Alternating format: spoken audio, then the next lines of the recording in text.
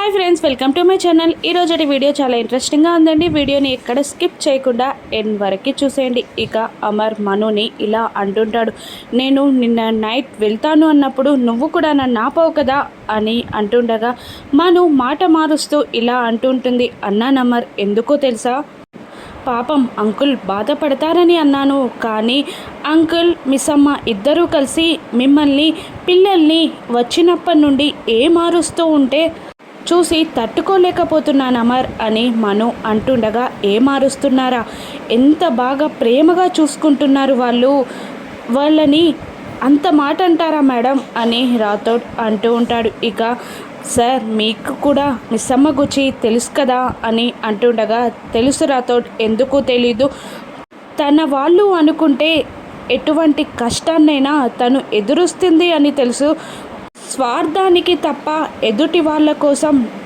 మనుషులు నిలబడని ఈ రోజుల్లో తన అనుకున్న వాళ్ళ కోసం తను నిలబడుతుంది అని, తను కష్టాన్ని భరుస్తుంది అని, ఎదుటి వాళ్ళకి ఎంత సహాయమైనా చేస్తుంది అని నేను మిస్సమ్మలో ఆ సుగుణాలని గమనించాను, కానీ 6 నగల కోసం దొంగతనం చేసే అంత డబ్బాష, నన్ను పెళ్లి చేసుకునే అంత దురాశ ఉందని కూడా నేను గమనించలేకపోయాను. ఒక వ్యక్తిలో 2 రకాల వ్యక్తిత్వాలు ఎలా ఉంటాయి రాథోడ్ అని అనగానే మను కాస్త కూల్ అవుతుంది. ఇక పాపం టెన్షన్ పడిపోతూ ఉంటుంది. మను బాగీకొచ్చి ఒక్క నిమిషం మంచిగా మాట్లాడేసరికి అమర్ ఎక్కడ తనని ప్రేమగా దగ్గరగా తీసుకుంటాడో అని.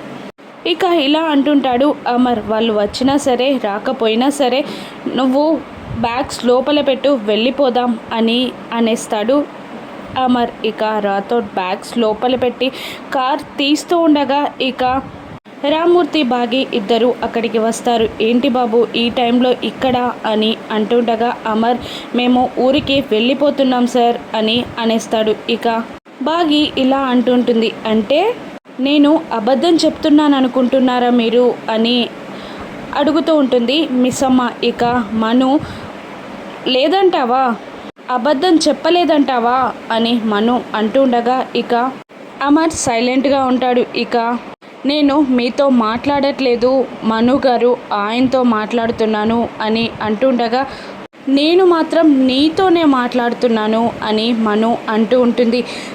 మీరు చెప్పండి, నేను మా నాన్నగారు మీతో అబద్ధం చెప్తున్నానని మీరు నమ్ముతున్నారా అని మళ్ళీ బాగి అడుగుతుండగా, ఎన్నిసార్లు చెప్పాలి మిస్సమ్మ, నీకు చెప్పేది అదే కదా, అమ్మ నమ్ముతున్నాడనే కదా నేను చెప్పేది అని అంటుండగా, బాగి మీ నుంచి కాదు మనోహరి గారు, నేను ఆయన నుండి సమాధానం వినాలి అనుకుంటున్నాను, ఆయన నాకు సమాధానం చెప్పాలి అని బాగి అంటూ ఉంటుంది. నీకు సమాధానం చెప్పాల్సిన అవసరం అమర్కి లేదు అని మను అంటుండగా, ఉంది అని బాగి గట్టిగా అరుస్తూ ఉంటుంది. ఇక అందరూ షాక్ అవుతుండగా, తాళి కట్టిన భర్తల చెప్పే బాధ్యత తనకుంది, అడిగే హక్కు నాకుంది అని బాగి అంటుండగా ఇక అమర్ ఇలా అంటుంటాడు, ప్రొద్దున వార్డెన్ మేడం రూమ్లో ఉందని మమ్మల్ని అందరి రూమ్లోకి తీసుకెళ్లారు, కానీ అక్కడ వార్డెన్ మేడం లేదు, వార్డెన్ మేడం అక్కడే ఉంటే అప్పటికప్పుడే ఏమైనట్టు, ఇంకా నువ్వు హక్కులు బాధ్యతల గురించి మాట్లాడుతున్నావు కదా,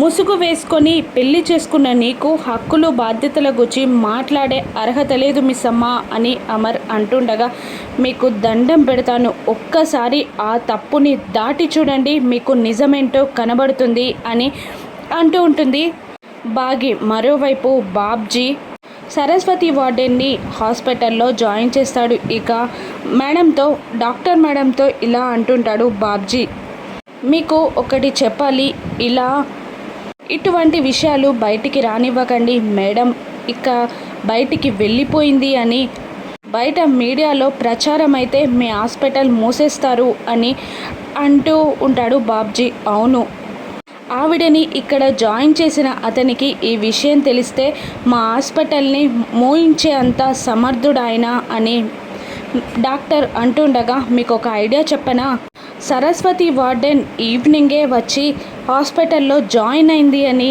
నేను నర్స్కి మీకు చెప్పమని చెప్పానని మా నర్స్ మర్చిపోయిందని ఆయనకి కాల్ చేసి చెప్పండి, అప్పుడు మీరు ప్రాబ్లం నుండి బయటపడతారు అని బాబ్జీ అంటుండగా, అమ్మో ఆయనకి అబద్ధం చెప్పాలా అని డాక్టర్ అంటూ ఉంటుంది. మీ ఇష్టం, లేదంటే మీ హాస్పిటల్కే దెబ్బ పడుతుంది అని బాబ్జీ అంటూ ఉంటాడు. ఇక అలాగే అని డాక్టర్ అమర్కి ఊరి నుండి బయలుదేరుతున్న టైంలోనే ఫోన్ చేస్తుంది.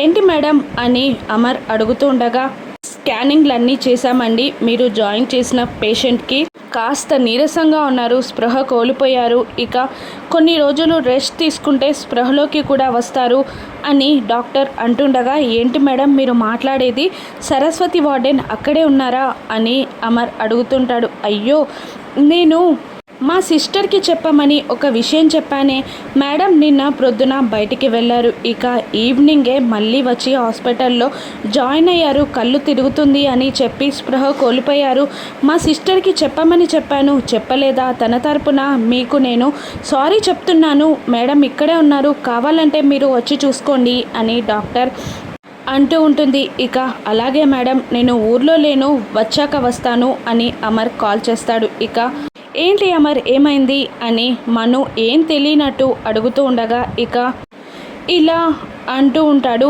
అమర్, మేడం హాస్పిటల్లోనే ఉందంట, స్పృహ తప్పి పడిపోయిందంట, నిన్న ఈవినింగే వచ్చి హాస్పిటల్లో జాయిన్ అయ్యారంట, డాక్టర్ ఇప్పుడే కాల్ చేసి చెప్పింది అనగానే, బాగి లేదు, నిన్న ఈవినింగ్ మేడం హాస్పిటల్లో జాయిన్ అవ్వడం ఏంటి, మార్నింగ్ నేను రూమ్లో చూశాను, ఇక్కడే ఉన్నారు కదా, ఈరోజు మార్నింగే కదా ఇక్కడికి వచ్చింది అని అంటూ ఉంటుంది బాగి. అబ్బా అబ్బా ఎన్ని అబద్ధాలు అమర్, ఈవినింగ్ మేడం హాస్పిటల్లో జాయిన్ అయితే ఈరోజు మార్నింగ్ నువ్వు రూమ్లో చూసావా, ఎంత బాగా అబద్ధాలు ఆడుతున్నారో చూసావా అమర్ అని మను ఇంకా చాడీలు చెప్తూ ఉంటుంది. అప్పుడు అమర్ ఇలా అంటూ ఉంటాడు, రామ్మూర్తిని మీరు కూడా 3 రోజులు నన్ను ఇక్కడ ఉంచడానికి ఇలా అబద్ధాలు చెప్తారనుకోలేదండి అని అమర్ అంటూ ఉండగా, ఇక లేదు బాబు, మేము అబద్ధాలు చెప్పట్లేదు, నా కూతురు కానీ నేను కానీ అబద్ధాలు చెప్పట్లేదు అని రామ్మూర్తి అంటుండగా, బాగి ఇలా అంటుంటుంది, నేను మా నాన్నగారు అబద్ధాలు చెప్పలేదు, ఎవరు నమ్మినా నమ్మకపోయినా సరే అని అనేసరికి అమర్ కోపంగా రాథోడ్ కార్తీ అని అరుస్తూ ఉంటాడు. ఇక రాథోడ్ పిల్లలు అమర్ మనోహరి అందరూ కారులో ఎక్కి కూర్చుంటారు. బాగి ఏడుస్తూ అమర్ వైపు చూస్తుండగా అమర్ కోపంగా తన విండోని క్లోజ్ చేసుకుంటాడు. ఇక అదంతా చూస్తున్న ఆరు ఎంత పని చేసావే అని అనుకుంటూ ఉంటుంది. ఆరుగు మనసులో మనోహరి గుచ్చి. ఇక వాళ్ళు బయలుదేరి వెళ్ళిపోతారు. ఇక రామ్మూర్తి బ్రతిమిలాడుతూ ఉంటాడు బాగిని, ఏంటమ్మా ఇది, నేను బాబుగారిని బ్రతిమిలాడుకుంటాను, నేనే అబద్ధం చెప్పించానని తప్పు మొత్తం నా మీద వేసుకుంటాను, ఆడపిల్ల పెళ్ళయ్యాక పుట్టింట్లో ఉంటే మంచిది కాదమ్మా, అది అత్తింటి పరువుకే కలంకమమ్మ అని అంటుండగా బాగి ఇలా అంటూ ఉంటుంది, అత్తింటి పరువుతో పాటు పుట్టింటి పరువు కూడా నాకు ముఖ్యమే, నేను అబద్ధం చెప్పలేదని ప్రూవ్ చేసుకున్నాకే ఆ ఇంట్లో కాలు పెడతానా అని అంటూ వెళ్ళిపోతుంది బాగి. ఇక నిజాయితీకి ఉన్న ధైర్యం చూసారా గుప్తా గారు, ఇక మీరు ఇచ్చిన ఈ ఒక్కరోజు గడువుకి చాలా కృతజ్ఞతలు, ఇక ఆ మనోహరి అంతుని నేను తేలుస్తాను అని అంటూ వెళ్ళిపోతుంది ఆరు. ఇక గుప్తా గారు మనసులో ఇలా అనుకుంటూ ఉంటారు, ఆ మాయా దర్పణంలో ఈ బాలిక తనని చంపింది మనోహరి అని చూసినట్టుంది అని అనుకుంటూ ఉంటారు.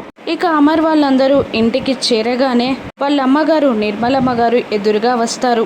అదేంటి నాన్న 3 రోజులు ఉంటానన్నారు కదా, అప్పుడే వచ్చేసారేంటి అని అంటూ ఉండగా, ఇక మనోహరి ఇలా అంటూ ఉంటుంది, ఆ మిస్ అమ్మ వాళ్ళ నాన్నగారు చేసే మోసాలు తట్టుకోలేక అమర్ వచ్చేసాడాంటీ అని అంటుండగా, ఇలా అంతా చూస్తూ ఇంతకీ మిస్ అమ్మ ఏది నానా అని అడుగుతూ ఉంటుంది నిర్మలమ్మ గారు. ఇక మనోహరికి కూడా గట్టిగా వార్నింగ్ ఇస్తూ ఉంటుంది, నువ్వు మాట్లాడేది ఈ ఇంటి కోడలి గుచ్చి అని కాస్త గుర్తు పెట్టుకొని మర్యాదగా మాట్లాడు మనోహరి అని నిర్మలమ్మ గారు అంటూ ఉండగా, ఇక అమర్ ఇలా అంటూ ఉంటాడు, తను ఈ ఇంటి కోడలు కాదు, తను మోసం చేసి పెళ్లి చేసుకుంది, తనకి ఈ ఇంట్లో ఉండే అర్హత లేదు, అందుకే వద్దని వదిలేసి వెళ్ళొచ్చాను, ఇక తను ఈ ఇంటికి ఎప్పటికీ రాదు అని అమర్ అంటూ ఉండగా, ఇక ఇది నువ్వు నేను అనుకుంటే జరిగిన పెళ్ళి కాదు నాన్న, ఇది ఆ దైవ నిర్ణయం. నువ్వు వేద మంత్రాల సాక్షిగా తాళి కట్టి పెళ్లి చేసుకున్నావు, కొంగు బంధం వేసుకున్నావు. అంత ఈజీగా నువ్వు అనుకున్నంత మాత్రాన ఆ కొంగు ముడి వీడదు నాన్న. తను నీ జీవితంలోకి రావాలన్నది ఆ దేవుని రాత, అది నీ తలరాతలోనే ఉంది నాన్న అని నిర్మలమ్మ గారు అంటూ ఉండగా, సరే అమ్మా చూద్దాం, నా నిర్ణయం గెలుస్తుందా లేదంటే నువ్వంటున్న ఆ తలరాత గెలుస్తుందా చూద్దామమ్మా అని అమర్ అంటూ పైకి వెళ్ళిపోతాడు. పాపం నిర్మలమ్మ గారు బాధపడుతూ ఉండగా, ఇక మనోహరి మాత్రం చాలా హ్యాపీగా ఫీల్ అవుతూ ఉంటుంది బాగి వెళ్ళిపోయినందుకు. ఇక బాగి తనం అబద్ధం చెప్పలేదని ఏ విధంగా రుజువు చేసుకోనుందో రానున్న ఎపిసోడ్స్లో చూద్దాం. Thank you for watching.